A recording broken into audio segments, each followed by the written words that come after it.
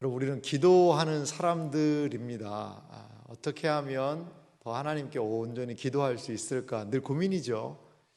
기도가 잘 되시는 분들도 더 정말 하나님과의 친밀한 교대로 나아가고 싶다라는 생각이 있으시고요.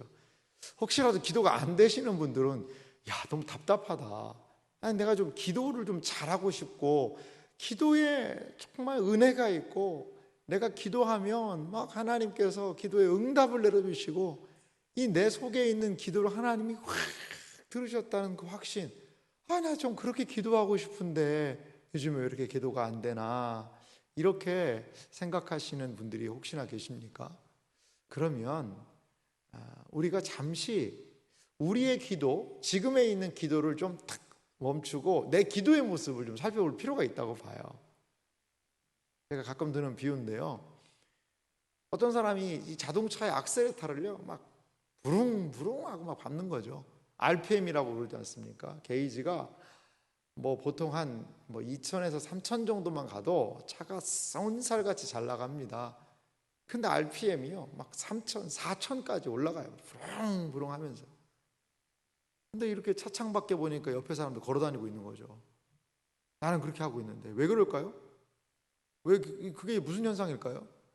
그 차가 진창에 빠지면 그렇습니다. 차가 진창에 바퀴가 빠지면요 막 바퀴가 헛돌면서 아무리 막 RPM을 올려도요 차 안 나갑니다. 옆에 이제 사람들이 걸어가는 게 더 빠르죠. 어떻게 보면 진창에 빠진 차는 말이죠. 그럴 때는 무슨 거적대기라도 해서 넣고 삽으로 땅을 파내든가 해서 이 차를 빼내야 평지에서는 RPM 2,000, 3,000만 해도 차 잘 나갑니다. 때로 우리 기도가요 그냥 진창에 꽉 박혀 있는 것 같아요. 힘은 드는데 이 기도가 잘 안 나갈 때가 있습니다. 안 나갈 때가.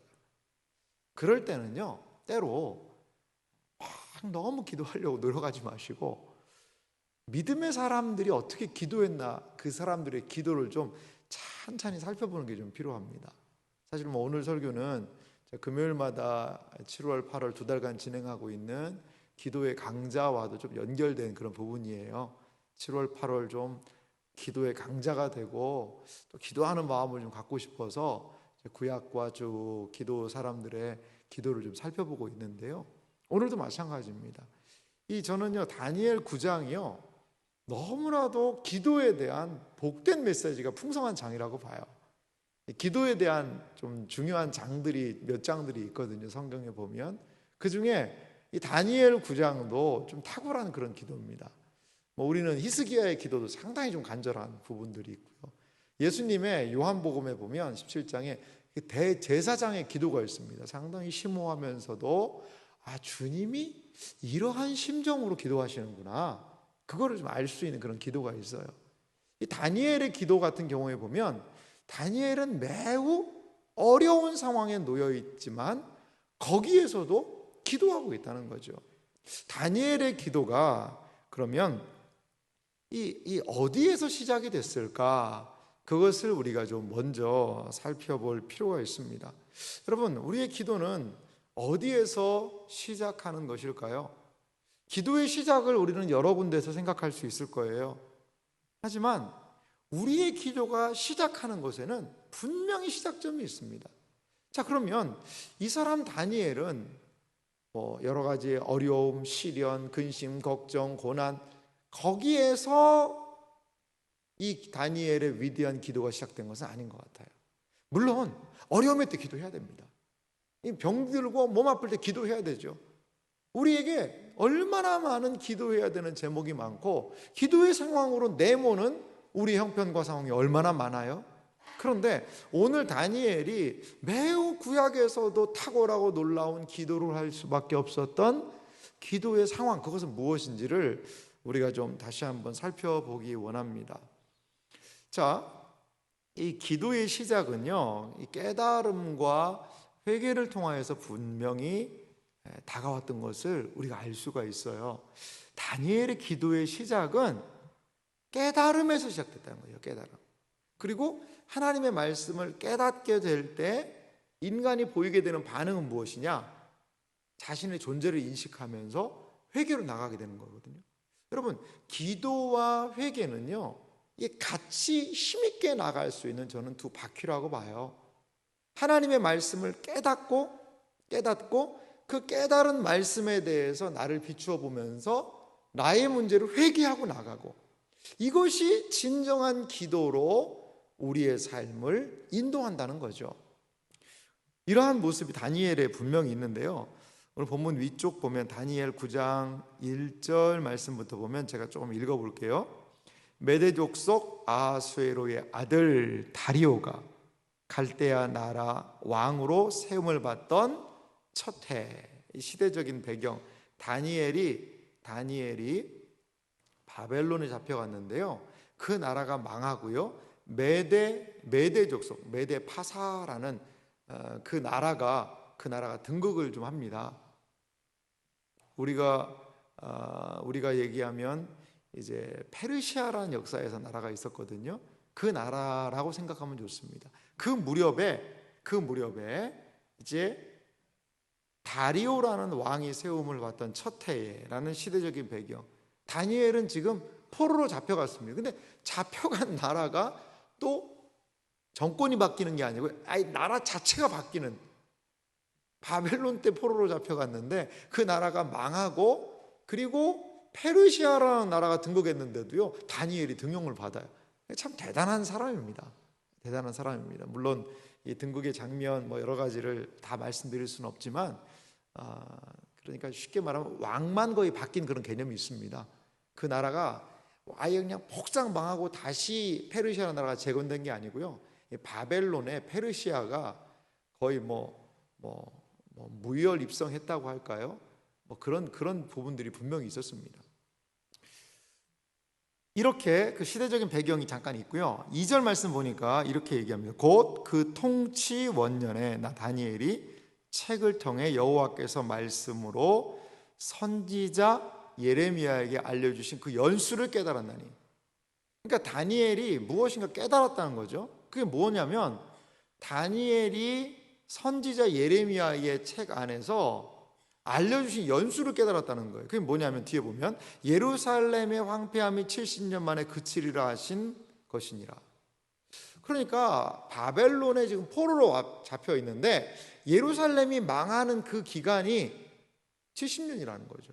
그러면 70년이 차면 그러면 다시 예루살렘이 회복될 수 있다는 겁니다. 그래서 3절 보니까 내가 금식하며 베옷을 입고 죄를 덮어쓰고 주 하나님께 기도하여 간구하기로 결심했다라고 얘기합니다. 그러면 다니엘이 읽었던 예레미야의 책의 내용은 뭘까요? 제가 찾아보니까요, 예레미야 29장 10절에 이렇게 말하고 있습니다. 예레미야 29장 10절은요, 같이 한번 좀 천천히 한번 읽어볼까요? 다니엘이 이 글을 읽었다라는 심정을 가지고 한번 읽어보세요. 같이 읽겠습니다. 여호와께서 이와 같이 말씀하시니라. 바벨론에서 70년이 차면 내가 너희를 돌보고 나의 선한 말을 너희에게 성취하여 너희를 이곳으로 돌아오게 하리라. 아멘. 다니엘은요, 꾸준히 기도했습니다. 그런데 이 예레미야의 글을 읽는 순간 우리 시간은 막 전율한 거죠. 온몸이 마비가 되는 것 같은 거죠. 그렇구나. 70년이 차면 하나님께서 이것으로 돌아오게 하시겠다라는 그 약속을 이루실 것에 대한 확신을 가졌어요. 그래서 다니엘의 한 행동이 무엇입니까? 다니엘은 3절에 보니까 금식, 베옷 입고 죄 덮어 쓰고 주 하나님께 기도하며 간구하기로 결심했다는 특별 기도입니다. 그냥 일반적으로 하루에 문 열고 몇 번씩 기도했어, 그게 아니라 완전히 특별 기도하기로, 하나님 이 말씀을 속히 이루소서, 이 포로된 상황에서 우리를 구원해 주소서라고 다니엘은 특별 기도를 지금 오늘 착증하고 있다는 거죠. 그렇습니다. 기도의 시작은 하나님의 말씀에 대한 깨달음에서 기도가 시작된다는 거죠. 여러분, 조금만 살펴보면 다니엘이 상당히 높은 고위직이었습니다. 그 다음 나라가 다니엘을 채용하고 고용해서 총리의 역할을 맡길 정도로 매우 신망이 두터운 사람이었어요. 그러면 이 자신의 민족의 문제지만 이 포로의 문제를 사실 정치적으로 어느 정도 해결할 수도 있지 않았을까요? 왕한테 찾아가가지고 왕이시여, 사실 우리 민족이 뭐 많이 오지도 않았습니다. 뭐 한 몇만 명 있는데, 아니 그냥 이제 오랫동안 있었고, 아니 좀 가서 이제 다시 고토로 돌아가서 거기서 좀 이렇게 여러 가지 활동하면 안 되겠습니까? 그러면 충성스러운 신하의 이야기를 왕이 듣고 뭐 여러 가지로 판단할 수 있다면 그렇게 할 수도 있지 않겠습니까? 아니면 다니엘이 지금까지 활용했던 많은 사람들의 인맥들을 이용해 가지고 여러 가지 그런 분위기를 만들고 이 민족은 거기 가서도 이 나라를 더 잘 섬길 수 있다. 그래서 여러 가지로 정치적인 것으로 이 문제 해결할 수도 있지 않을까요? 근데 다니엘이 생각할 때 이 백성의 문제는, 우리의 이 포로됨의 문제는 그런 정치적으로 해결할 수 있는 문제가 아니라 무엇이라는 거죠? 이 신앙의 문제라는 겁니다. 신앙의 문제는 기도가 해결책이라는 거예요. 사랑하는 성도 여러분, 이 감각이 중요합니다. 이 감각이 중요해요. 하나님께서 때로 우리의 인생에 문제들을 주실 때가 있어요. 때로 질병의 문제, 또 사업의 문제, 가정의 문제, 여러 어려움의 문제를 주실 때 있어요. 여러분, 근데 뭐 그 문제가 생기면 모든 것들을 전폐하고 기도만 해야 됩니까? 기도원 가서? 아니요. 문제 터졌으면 그 문제 해결하려고 노력도 해야 되죠. 하지만 그 문제의 핵심에 하나님이 원하시는 것이 있을 수 있다는 것을요, 우리가 잘 관찰해야 됩니다. 잘 관찰해야 돼요. 왜 이 상황이 나에게 왔는지에 대한 것을 하나님 앞에서 분별할 수 있는 지혜가 필요하다는 거죠. 어떤 것들은 정치적으로 해결해야 됩니다. 다니엘이 모든 것들을 다 이런 식으로 해결하지는 않았을 거예요. 베옷을 입고 재를 뒤집어 쓰고 금식하며 모든 걸 해결하지 않았을 거예요. 하지만 이 문제는, 이 상황은 하나님 앞에 금식하고 재를 뒤집어 쓰고 그리고 또한 하나님을 향하여서 베옷을 입고 그렇게 기도해야 되는 문제들이 있다라는 겁니다. 분별해야 합니다. 우리의 삶에 혹시라도 풀리지 않는 문제가 있습니까? 그것이 있다면 우리 어떤 태도를 보여야 할까요? 오랫동안 물론 열심히 노력해도 안 되는 상황들, 여러 가지 부분들, 그것을 하나님께서 하나님의 주권 안에 있는 문제라면요, 여러분 하나님하고 씨름하셔야 돼요. 씨름하셔야 됩니다. 야복강은 야곱의 얄팍한 술수로 머리 돌려가지고 해결할 수 있는 문제는 사실 아니었어요. 야곱이요, 야복강에서 식구들 다 보내고 밤새도록 어떻게 보면 끝까지 기도하지 않습니까? 그 상황을 놓고. 그래서 누구를 경험하죠? 브니엘의 하나님을 거기서 만나잖아요. 저는 그 브니엘의 상황에서 어떻게 보면 하나님께서 그 에서와의 모든 관계를 거기에서 아마 해결하신 것이 아닌가, 이런 생각이 들어요. 자기를, 사실 에서가 무슨 할 일 없어가지고 군사 400명 끌고 그렇게 왔겠어요? 복수의 심정이 분명히 있었을 겁니다. 그런데 아침에 딱 보니까 자기 동생이라고 오는 게 다리는 그냥 환도뼈는 맞아가지고 질질질 끌고 오고 있죠. 그러니까 하나님이 이게 에서의 마음에 긍휼함을 확 부어주지 않으셨을까? 아이고, 나 속이고 그렇게 말이야 복 받겠다고 가서 하던 이 동생이 저 다리 맞아가지고 질질질 끌고 걸어오는 모습 보니까 갑자기 불쌍한 마음이 드는 거죠. 그래서 에서하고 야곱이 화해하지 않습니까? 저는 그것이 브니엘의 기도의 기도 응답이라고 봐요. 몇 장이죠? 창세기 몇 장입니까, 여러분? 창세기 몇 장이죠? 이 성경을 몇 공부하신 분들에게 제가 알려드렸는데 잘 암송하라고. 33장입니다. 그래서 야곱과 에서가 삼삼하게 화해를 했다. 몇 장에서? 창세기 33장에서. 여러분, 기도해야 될 때가 있어요. 내한테 온 상황들을 분별할 수 있는 지혜가 분명히 필요합니다. 지금 이 사람 다니엘은 이 예레미야의 글을 읽고 기도해야 되려는 강력한 동기, 그것을 발견했습니다. 바로 하나님의 말씀에 대한 깨달음이었다는 거죠. 그리고 그가 한 행동은 무엇이었냐면, 그 다니엘의 기도에 앞에서 있는 내용들을 결심하면서 쭉 한 내용들을 살펴보면 회개 기도가 주를 이루고 있어요. 회개 기도. 간단하게 몇 가지 살펴보면요, 하나님 말씀 안 들었다는 거예요. 6절에. 또한 8절에 보면 우리가 수치를 당하는 것은 바로 죄를 범했다는 겁니다. 또 10절에도 보면 여호와의 목소리를 안 들었다는 거예요. 15절에도 보면 범죄하고 악을 행했기 때문이라는 거예요. 계속해서 우리가 지금 이 포로로 잡혀간 것들은 이러한 죄입니다 라고 고백을 합니다. 그러면서 오늘 본문 16절은 이렇게 말하고 있지요. 주여 구하옵나니 주는 주의 공의를 따라 주의 분노를 주의 성 예루살렘 주의 거룩한 산에서 떠나게 하옵소서. 이는 우리의 죄와 우리 조상들의 죄악으로 말미암아 예루살렘과 주의 백성이 사면에 있는 자들에게 수치를 당함이니이다. 하나님의 말씀을 깨닫고 하나님의 말씀으로 가까이 가면 보이는 게 있어요. 그게 바로 우리의 죄입니다. 우리의 연약함이에요. 여러분, 진정한 기도의 제목, 기도의 진정한 시작점은 어디입니까? 하나님의 말씀을 깨닫고 그 말씀을 통하여 우리의 죄를 토로하는 것, 거기에서부터 강력하고 온전한 기도가 시작된다라는 겁니다. 이 사람 지금 다니엘은 그들의 죄와 그들의 죄와 우리 조상들의 죄악으로 말미암아 지금 이런 상황이 왔다는 거죠. 그러면서 다니엘은 그냥 나 하나 회개 기도가 아닙니다. 지금 이 바벨론에서 포로 생활하고 있는, 이제 뭐 페르시아로 이름도 바뀌었습니다만, 그 백성들의 죄 그리고 조상들의 죄까지 다 끌고 와가지고요 그렇게 회개를 해요. 말틴 루터라는 사람이요, 그의 십자가 신학에서 이런 이야기를 한 적이 있습니다. 그리스도를 따르는 사람이라면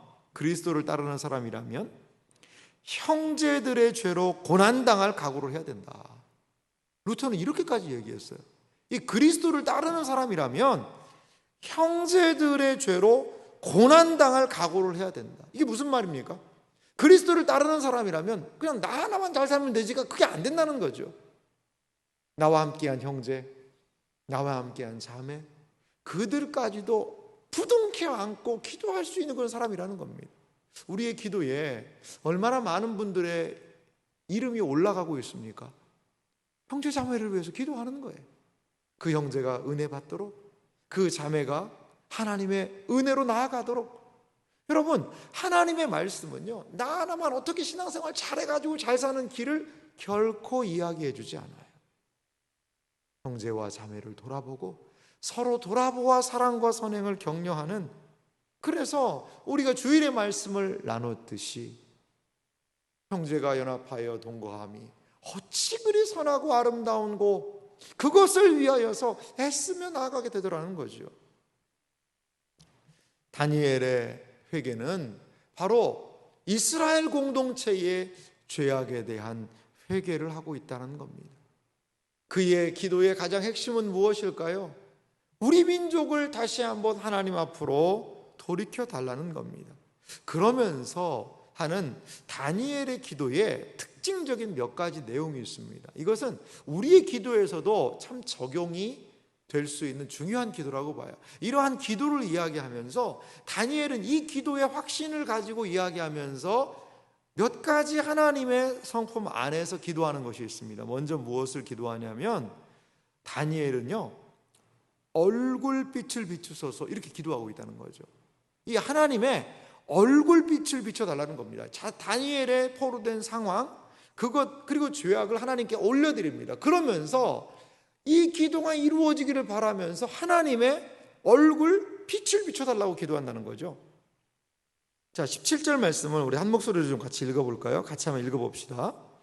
그러하온즉 우리 하나님이여 지금 주의 종의 기도와 간구를 들으시고 주를 위하여 주의 얼굴 빛을 주의 황폐한 성소에 비추시옵소서. 아멘. 이 다니엘의 기도의 가장 중요한 핵심은, 다니엘이 기도하면서 하나님께 구하는 내용은 다시금 얼굴빛을 비춰달라는 겁니다. 여기에 주의 얼굴빛을 비춘다, 이 주의 얼굴이라는 게 있는데요, 이 구약 성경에 보면 이제 아론의 기도가 나와요. 아론의 그 대제사장의 기도가 나오거든요. 그때도 이렇게 아론이 기도한 부분이 있는데요, 여호와는 그 얼굴을 내게로 향하여 드사 평강 주시기를 원하노라.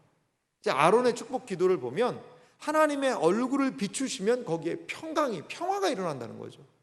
그러니까 여러분, 하나님의 얼굴이 비추시는 곳에는 하나님의 평화가 일어난다는 거죠. 황무한 예루살렘, 황무한 그 성소에 다시 한번 하나님의 얼굴을 환하게 비춰주시면 그 땅이 회복이 된다는 거죠. 마치 이 봄눈이요, 따뜻한 햇살에 이 봄눈이요 녹으면요, 이 처마 밑에 막 비가 오는 것 같아요. 비가 오는 것 같아요. 봄눈 녹듯이라는 말이 있지 않습니까? 막 예전에 저도 이 시골에 있을 때 이렇게 봤더니요, 이 초가집에 봄눈이 녹으니까요, 무슨 비가 오는 것 같더라고요. 막 줄줄줄줄 쏟아져요. 줄줄줄줄. 마찬가지입니다. 얼어있는 땅, 범죄로 인하여 멀어져 있는 땅에 하나님 얼굴을 비춰주세요. 주님이 얼굴을 비춘다면 동토와 같이 꽁꽁 얼어있는 그 땅도 봄눈 녹듯이 하나님의 은총으로 하나님의 평화가 임하게 될 것입니다 라고, 그렇게 지금 이 사람은 기도하고 있는 것입니다. 사랑하는 성도 여러분, 우리의 기도도 마찬가지예요. 기도할 때 하나님의 얼굴을 구하십시오. 주님, 저의 상황을 아시지요? 저의 형편을 아시지요? 여기에 주님의 얼굴을 좀 비춰주십시오. 주님의 얼굴빛을 주여 비추어 주소서. 우리 다음 세대들을 위하여서 한 주간 기도하고 있지 않습니까? 우리의 다음 세대에, 그 여름 성경학교에, 그 여름 수련회에, 그 여름 사역 위에 주님이 얼굴을 비추어 주십시오. 주님이 자비와 긍휼을, 주의 얼굴 빛을 비추시면 아론의 그 기도와 같이 주의 평강이 임하게 될 줄 믿습니다. 이렇게 우리도 기도해야 되지 않을까요? 그렇습니다. 답답한 상황, 포로됨의 상황 속에서 다니엘이 구한 것은 주님의 얼굴이었어요. 주님의 얼굴이었어요.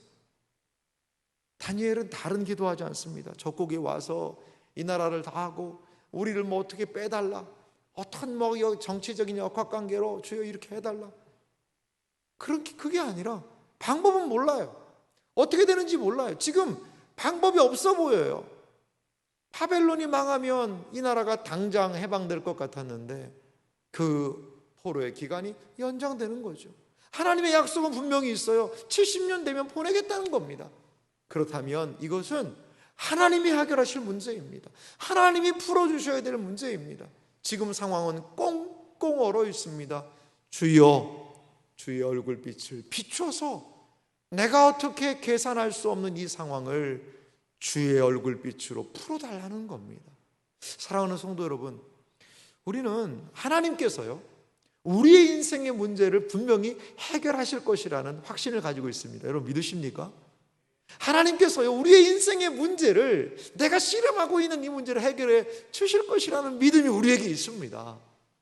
근데 그 때가 언젠지, 방법이 뭔지, 그게 늘 문제예요. 그때 구할 것이 바로 주님의 얼굴이에요. 그때 기도할 것이 바로 주님의 얼굴이라는 거죠. 주님이 얼굴을 비춰주시면 녹지 않고는, 해결되지 않고는 거기에 버틸 문제는 없는 줄 믿습니다. 주님의 얼굴이 우리 신자의 영원한 해결책, 주님의 얼굴이 우리의 신자의 모든 상황에 궁극적인 해결책이 된다는 것을 여러분 믿으시기 바랍니다. 그래서 우리도 다니엘처럼 주님의 얼굴을 구하는 그러한 은혜가 우리에게 있기를 간절히 소망합니다. 여기에서요, 또 얼굴을 구한다는 의미는요, 이런 의미가 분명히 거기 안에 있는 것 같아요. 우리는 내 상황의 문제의 해결이 여러 가지 방편으로 올 수 있다라고 봐요. 요 돈만 해결되면, 그리고 내 이 건강만 해결되면, 그리고 내 상황이 좀 요만 딱 풀리면 이게 확 해결될 수 있지 않을까라고 많이 생각을 합니다. 그런데 이 다니엘의 기도는 그러한 것이 아니라 주님 자체를 구한다는 의미도 있어요. 얼굴빛이라는 것이. 그 주님께서 해결해 주실 것이라는 기대도 분명히 거기 안에 있고요. 성소에 비춰달라는 내용을 볼 때, 그리고요 주님의 얼굴을 구한다는 것은 그분 자체를 지금 구하고 있다는 거죠. 구하고 있다는 거죠. 여러분, 부모를 잃어버린 아이에게 그 문제의 해결은, 부모를 잃어버린 아이가 지금 이 숙제를 해야 되는데 이 숙제를 어떻게 해야 되는지 이게 모르는 거죠. 부모를 잃어버린 아이가. 물론 숙제가 해결이 돼야 돼요. 하지만 더 큰 문제는 뭐겠어요? 옆집 아저씨가 도와줄 수도 있어요, 그 숙제를. 근데 이 숙제를 마치는 게 중요한 게 아니라 더 중요한 건 뭐냐면 엄마 찾는 거예요. 엄마 찾으면 이 숙제는 아무것도 아니거든요. 그게 더 근본적인 것 아니겠어요? 지금 이스라엘 백성의 상태는 주님의 얼굴에서 너무나 멀어져 버렸다는 거죠. 문제의 해결책 대신, 그 내 문제의 해결 대신 주님의 얼굴만이 아니라 지금 이 다니엘은 주님 자체를 구하며 나가겠다라는 그런 이중적인 의미가 여기 안에 분명히 포함되어 있는 것 같아요. 또한 이 다니엘의 기도, 그 얼굴을 구하는 기도에서 또한 오늘 18절 말씀에 보니까요, 결론은 그거예요. 큰 긍휼을 베풀어 달라는 겁니다. 긍휼을 베풀어 달라는 거예요. 우리 18절 말씀도 좀 한 목소리로 같이 한번 읽어볼까요? 다니엘 9장 18절 같이 읽습니다. 나의 하나님이여, 귀를 기울여 들으시며 눈을 떠서 우리의 황폐한 상황과 주의 이름으로 일컫는 성을 보옵소서. 우리가 주 앞에 간구하옵는 것은 우리의 공의를 의지하는 것이 아니요 주의 큰 긍휼을 의지하여 함이니이다. 아멘.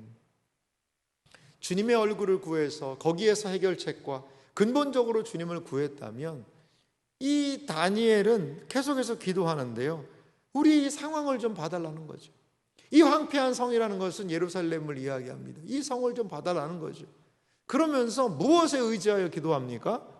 주의 큰 긍휼을 의지하여. 우리 하나님은 긍휼히 여겨주실 수 있는 분이라는 겁니다.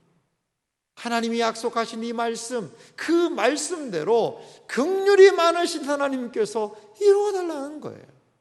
이 긍휼이라는 단어의 원어가 참 의미가 심장합니다. 의미심장한 단어인데요, 이 긍휼의 원어적인 의미는요, 이 여인의 이 자궁을 또 의미한다고 그래요. 여인의 자궁. 또 사람의 이 내장을 의미한다고 그래요. 긍휼이라는 단어가. 이게 무슨 뜻이냐면, 창자가 이 끊어지는 것과 같은 고통을, 그리고 이 어미가 자녀를 낳고 이 자녀에 대한 그러한 그 마음이 있지 않습니까? 엄마의. 그것이 바로 긍휼함의 표현이라는 거죠. 이 애 끓는, 애라는 것이 그 내장 기관을 얘기하지 않습니까? 그러니까 애가 끓는 것, 그것이 바로 긍휼이라는 거죠. 우리 하나님은 긍휼이 많으신 분이라는 거죠. 마치 어미가 자신이 낳은 그 자녀에 대해서 애 끓는 마음이 있듯이 말이죠. 하나님의 백성, 주의 백성의 그 황무한 현실을 그냥 니들이 뭐 잘못했으니까 당연히 그렇게 해야지, 그게 아니라 안타까워하시는 그 마음을 지금 다니엘은 알고 있는 것이죠. 그래서 하나님을 향하여 간구합니다. 18절 말씀 다시 보면, 나의 하나님이여 귀를 기울이 들으시며. 이 귀를 기울여 들은다는 것은 어떤 의미가 있냐면요, 이 귀를요 그냥 기울이는 게, 이게 바짝 좀 붙여 다서 들으라는 거예요. 바짝 좀 돼가지고 이 상황을 좀 들어달라는 그런 의미가 있어요. 눈을 떠서 우리의 황폐한 상황과 주의 이름으로 일컫는 성을 보옵소서. 눈을 뜨시고 귀를 열고 이 상황을 좀 봐달라고 이야기하면서 하나님의 무엇에요? 긍휼의 호소에서 기도하고 있습니다. 긍휼의 호소에서 말이죠. 여러분, 다니엘의 기도가 이렇게 간절할 수 있었던 것은 무엇이냐면 이 하나님이라는 분의 이 성품을 의지해서 기도하는 겁니다. 우리가 기도할 때요, 꼭 기억할 것이 있는데요, 기도는요, 이 중심이 내가 되어서는 안 되는 것 같아요. 하나님이 어떠한 분이신지를 좀 기억하면서 기도하고, 이 다니엘의 기도의 시작은 어떻게 시작됐죠? 하나님의 약속을 붙잡고 기도하는 거거든요. 이 말씀이 이루어질 것을 딱 붙잡고 금식하고 결단하면서 회개하면서 기도하고, 그리고 하나님의 성품을 의지하면서 기도하는 겁니다. 우리 하나님 어떤 분이십니까? 긍휼이 풍성하신 분이라는 거죠. 하나님, 이 상황을 좀 보십시오. 이 상황을 보십시오. 하나님, 제가 이렇게 신음하고 아파합니다. 하나님, 저 불쌍하지 않아요? 참 재밌는 제가 이야기를 읽었는데요, 어느 목사님의 딸이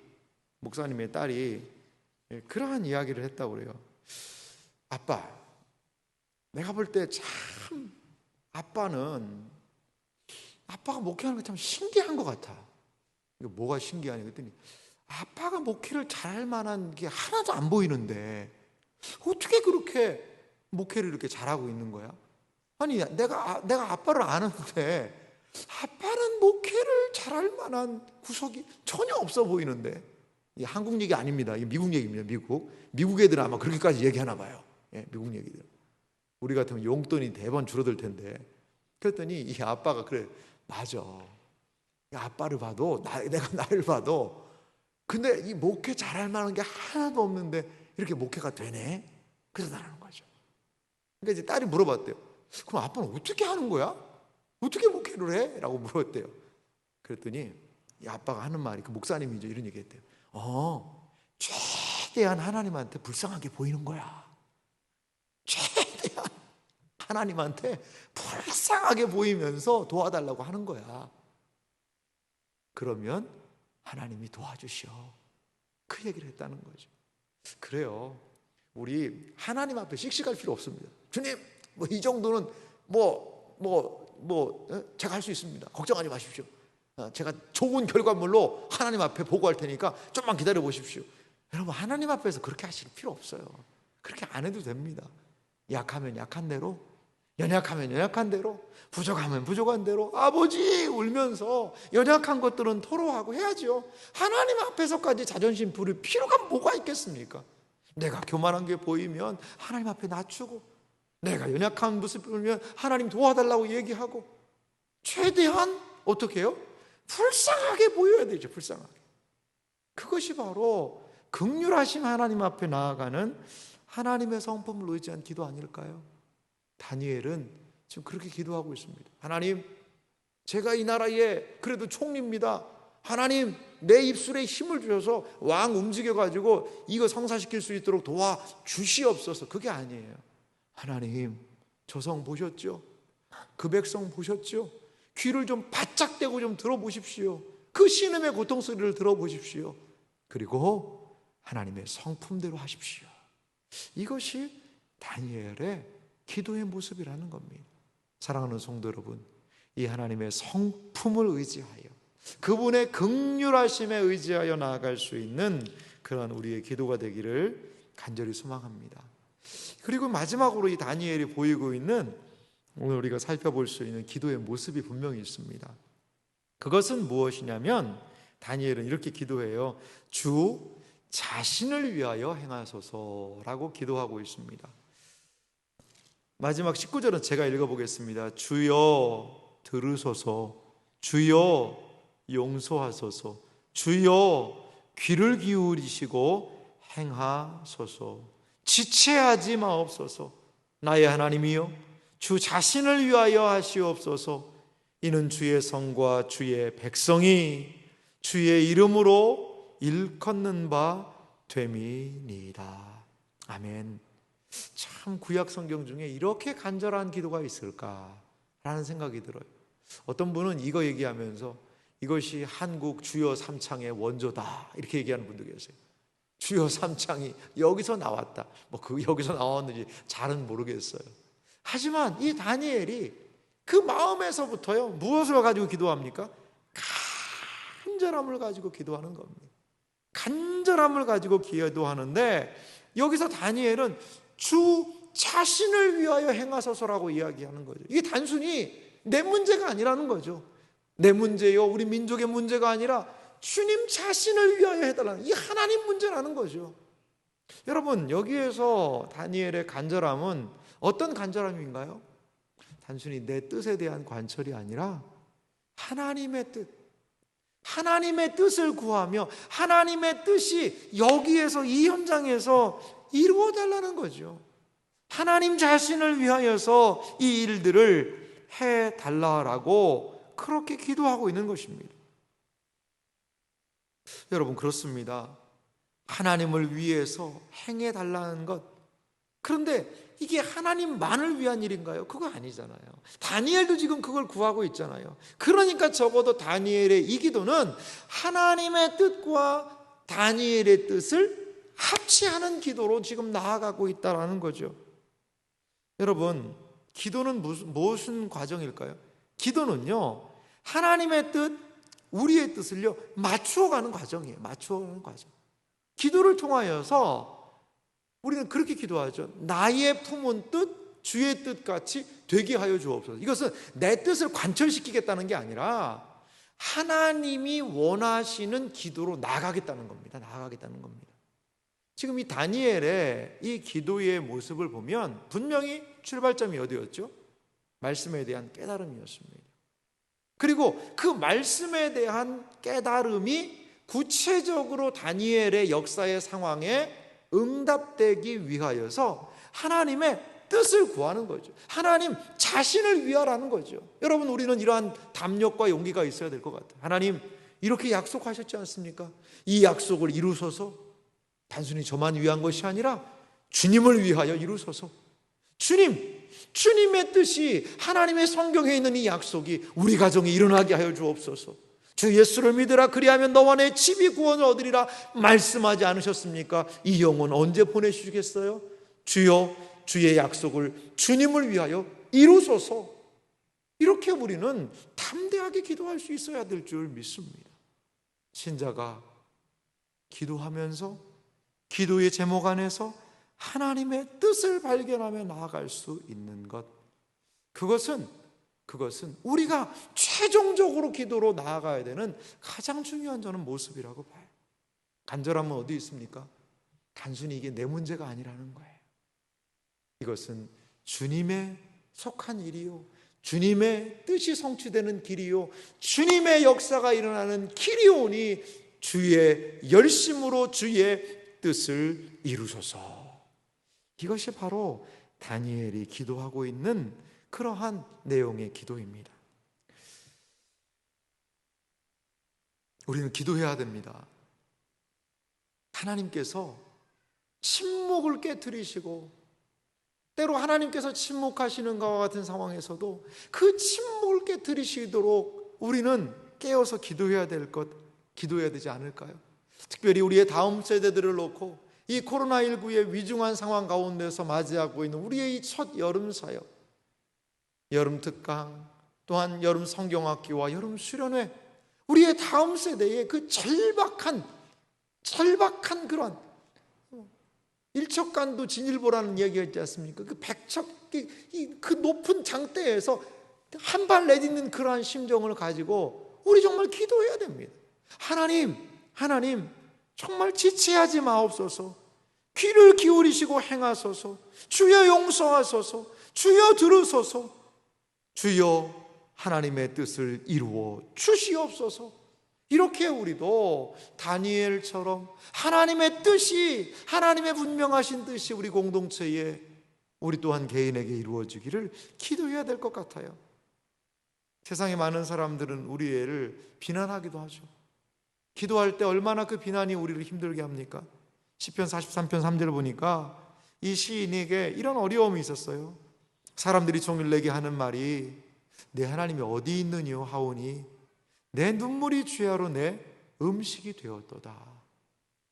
하나님이 함께 하시는 증거가 때로 안 보이는 답답한 상황을 걸어갈 때도 있습니다. 아무리 준비하고 아무리 기도하고 아무리 몸부림쳐도 우리의 다음 세대가 변하지 않는 것과 같은 그런 철옹성과 같은 그런 모습으로 놓여 있을 때도 있어요. 하지만 우리는 기억해야 됩니다. 그 하나님께서 나타나 분명히 우리와 함께 하시고 그 기도에 응답하실 것을 우리는 기대해야 될 줄 믿습니다. 시편 42편 한 구절은 또 이렇게 이야기하며 시인은 확신합니다. 그가 나타나 도우심으로 말미암아 내가 여전히 찬송하리로다. 우리 하나님은 이렇게 간구하고 기도하는 심령들의 그 기도를 분명히 들으시는 분이라는 것을 여러분 믿으시기 바랍니다. 사랑하는 성도 여러분, 깨어 기도하는 그 한 사람, 하나님이 찾으시는 사람입니다. 우리의 기도가 요즘 되게 멈춰 있고 나아가지 못하고 있다면 하나님의 말씀 앞에서 용기와 힘을 얻으십시오. 거기에서 우리의 기도의 근거를 찾으시기 바랍니다. 그리고 이 사람 다니엘이 하나님을 향하여 그렇게 하나님 중심으로 그분의 성품에 의지하여 그분의 자비와 긍휼을 의지하여 주의 얼굴빛을 구하며 그리고 자신의 뜻이 하나님의 뜻과 일치되어 있음을 확신하며 간절함으로 기도하며 나아갔듯이 우리도 우리의 삶의 일상에서 깨어서 하나님을 향하여 담대히 간절함으로 기도할 수 있는 기도의 사람이 되어야 할 줄 믿습니다. 특별히 우리 여름 사역을 위해 더 열심히 기도합시다. 주여 도우소서, 주여 들으소서, 주여 귀를 기울이고 행하소서라는 이 다니엘의 확신을 가지고 우리의 모든 간구를 주님께 올릴 수 있는 우리들의 생애와 삶이 되기를 주님의 이름으로 축원합니다.